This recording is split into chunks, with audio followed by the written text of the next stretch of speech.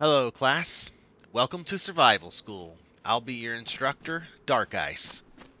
I assume many of you are here because you're new to the game and are struggling to find food, which in turn is making your playtime way less fun than you would hope. But don't worry, I'm here to help. I will cover just about every single way to acquire sustenance starting from when you first spawn into the world.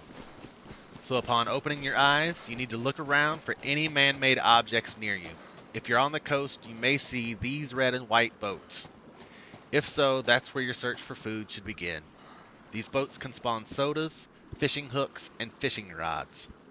Keep in mind, I'm not going to list everything that can spawn in these areas, just the items that we can use for food or food acquisition. Next, we want to head towards the nearest buildings we can see.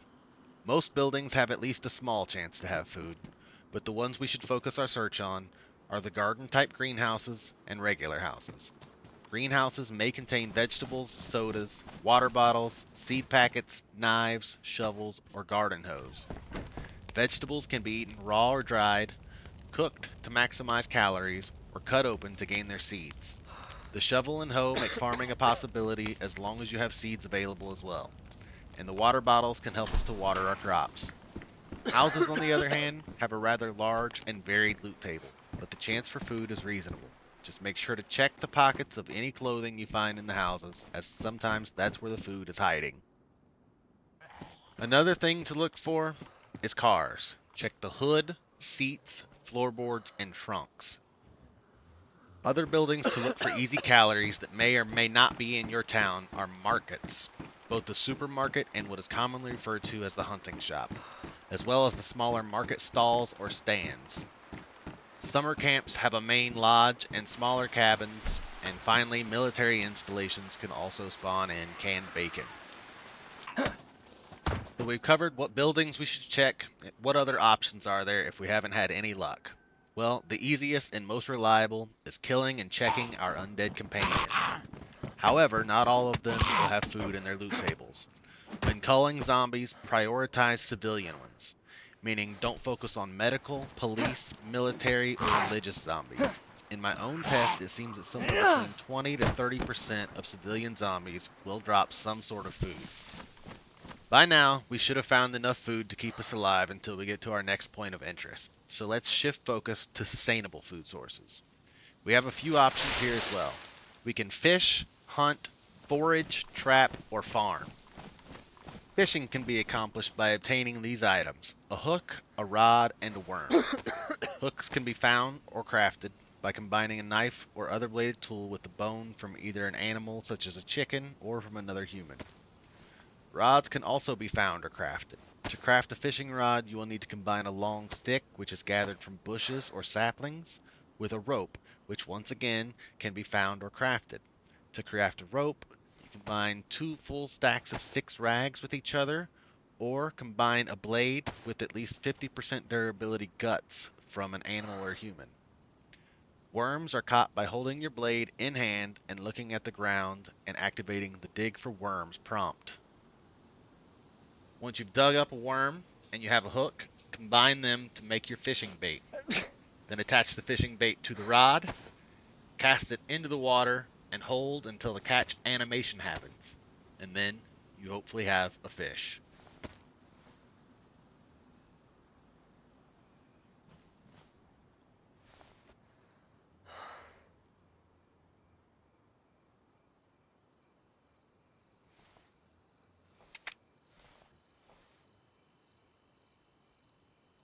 Let's move on to hunting. Your first prey is most likely going to be a chicken, as they are plentiful and spawn in and around every town. Just follow the clucks and hit it with whatever you can until it's dead. Other livestock can be found as well, such as sheep, goats, and cows. Out in the wildlands, you will hear elk, deer, boar, wolves, and bears calling you to dinner. Just make sure you have enough firepower to deal with your quarry. Now onto the more passive ways to feed the person that kills you. You can forage for fruits and mushrooms. Fruit will be found on the ground near the trees they grow from, and mushrooms can spawn near logs, hay bales, haystacks, and even on rare occasions be found inside of barns.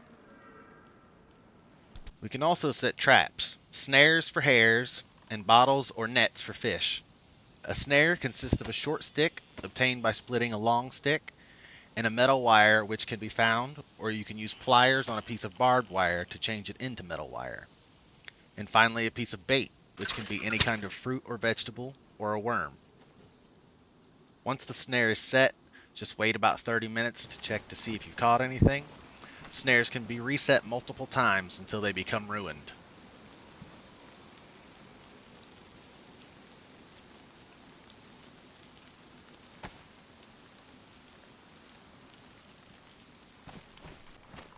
The small fish trap requires just a plastic water bottle and sharp tool to fashion, and can catch small fish alone, but your chances increase greatly by adding a worm as bait. Once you have made and baited the trap, just place it along the water's edge and wait. The net trap requires a metal wire and piece of netting to fashion. Bait and set it the same way as the small fish trap.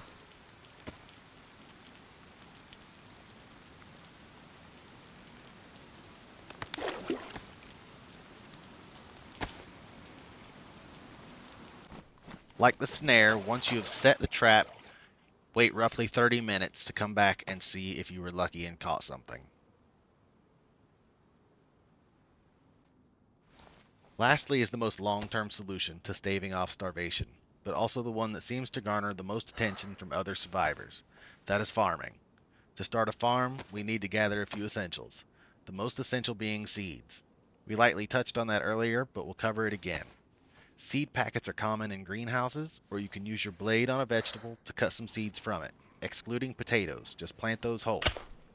You can plant the seeds directly into the ready-made garden plots of greenhouses, or you can start your farm on any flat ground with a shovel, hoe, or pickaxe, and then plant your seeds. Your plot will also need watering. You can wait for Mother Nature to rain, or you can use a container like a water bottle, canteen, cooking pot, or jerry can that is currently holding water.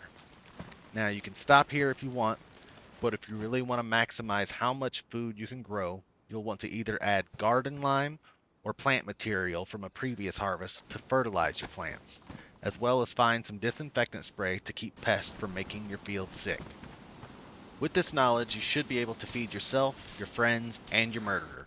If you think I've missed anything, or you found this class useful, let me know down in the comments, and if you would like to get notified of when the next episode of Survival School is available, subscribe to the channel so you live longer. You can also catch me live on Twitch. The link is in the description. I'll see you in the next class.